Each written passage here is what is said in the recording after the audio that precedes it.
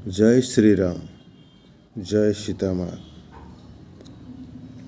क्या सच में किसी धोबी के कहने पर राम जी ने सीता जी को वनवास भेजा था?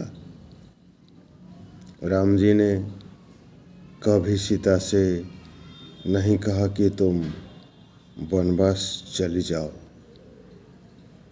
पति की व्याकुलता, राजा का कर्तव्य, प्रजा की कहासुनी, इन सब में राम जी कहीं अंदर ही अंदर पीस रहे थे। उन्हें राजा का कर्तव्य भी निभाना था और पति धर्म भी। उनकी निराशा जी से देखी नहीं गई। बार बार पूछने पर भी राम जी ने नहीं बताया कि अयोध्यावासी नगर में क्या कानफूस कर रहे हैं। सीता जी ने अपनी दासी से पता लगवाया कि समस्या क्या है। दासी ने कहा कि नगर में सब अपशब्द कह रहे हैं कि जो लंका में रावण के साथ इतने महीने रही है, क्या वो नारी पवित्र हो सकती है? राम जी छोड़ क्यों नहीं देते सीता को? सुनकर जानकी के प्यार तले जमीन खिसक गई। फिर पति की व्याकुलता समझ आई कि उनको राजधर्म भी निभाना है और पति धर्म भी। मुझे छोड़ नहीं सकते, यही उनकी सबसे बड़ी समस्या है। सीता जी ने खुद बन जाने का निर्णय लिया क्योंकि वो पति को दुखी नहीं देख सकती थी। राम जी को कसम दी कि आप मुझे रोकेंगे नहीं।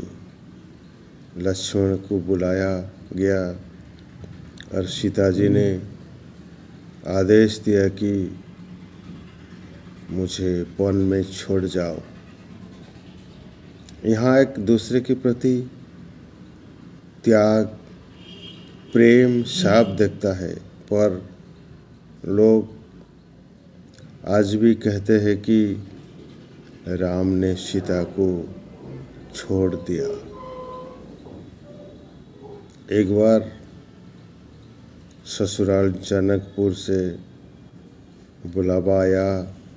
राम जी गए, ना सास ने कुछ पूछा, ना ससुर ने कुछ कहा, क्योंकि वो लोग राम को जानते थे।